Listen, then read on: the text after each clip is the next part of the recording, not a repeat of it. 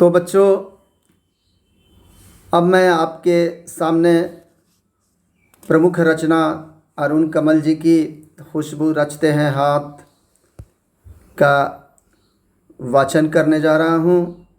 आप ध्यान से हमारे वाचन को सुने, हमारे शब्दों के उच्चारण को सुने। तो आइए बच्चों, अब मैं प्रमुख रचना अरुण कमल जी की खुशबू रचते हैं हाथ पाठ का जो ये पाठ है, प्रथम पृष्ठ का मैं वाचन करने जा रहा हूँ। आप भी सुने और मैं फिर इसका अर्थ और भावार्थ को बताऊंगा। पहले मैं इसका वाचन करता हूँ और आप इसे ध्यान से सुने। कई गलियों के बीच, कई नालों के पार, कूड़े करकट के ढेरों के बाद बदबू से फटते जाते हैं इस टोले के अंदर। खुशबू रचते हैं हाथ, खुशबू रचते हैं हाथ, खुशबू रचते हैं हाथ।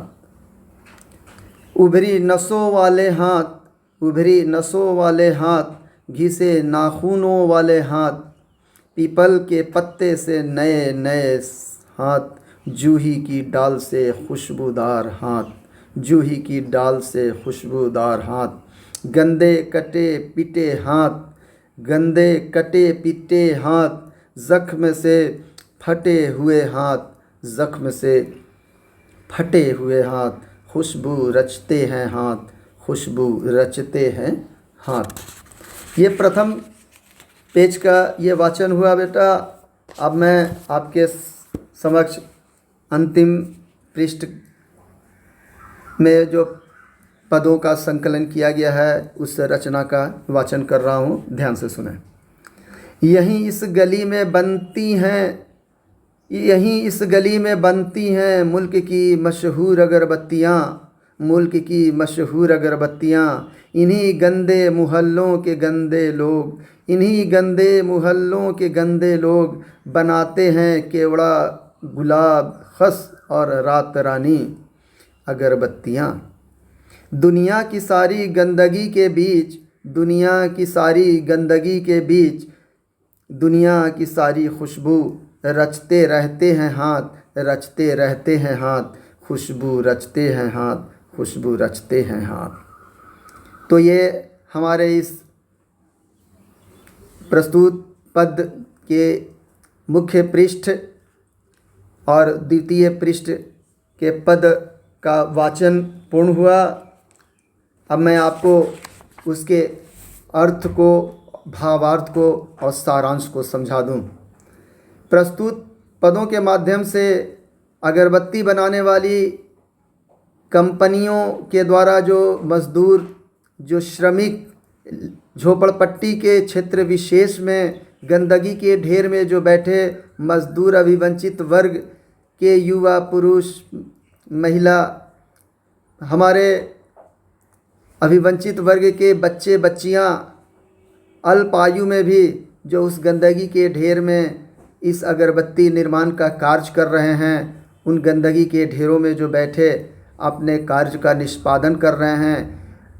चूँकि वही उनके अर्थ उपार्जन का माध्यम है, परिवार पालन का उपादान का माध्यम है, उनके पास जीवन यापन का यही एक माध्यम है और ये मजबूर हैं, विवश हैं उस कूड़े कचरे गंदगी के ढेरों में भी इतनी खुशबूदार अगरबत्तियों का निर्माण करने पर वो विवश हैं, क्योंकि उनसे उनका परिवार चलता है। तो प्रस्तुत पंक्तियाँ जो पृष्ठ पर पृष्ठांकित हैं, उनमें मुख्य रूप से यही बताने की कोशिश कवि ने की है कि कूड़े करकट, गंदे नाले, नदियों, नालियों के बीच बदबू से आसपास का इलाका दुर्गंधित हो रहा है। खुशबू उसके बीच में भी बिखर रहे हैं।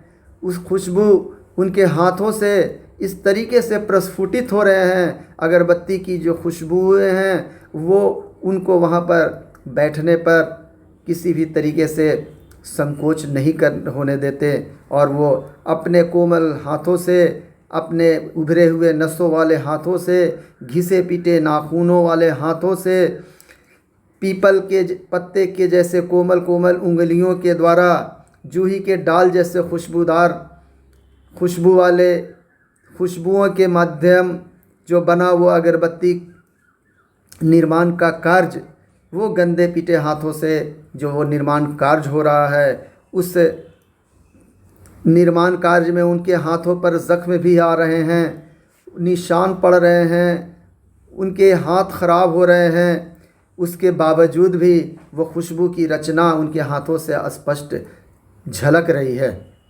खुशबू से उनके हाथ रचे हुए हैं, जैसे मानो मेहंदी लगा हुआ हाथ, मेहंदी रचा हुआ हाथ जैसे दिखता है, वैसे ही वो उस गंदगी के ढेर में भी, उस बदबूदार स्थलों में भी वो अगरबत्तियों की खुशबू अपने हाथों से बिखेर रहे हैं। ये इसका चित्रण हमारे कवि महोदय ने, अरुण कमल जी ने किया है। उन्होंने ये स्पष्ट बताया, दिखाया कि यहीं गलियों में,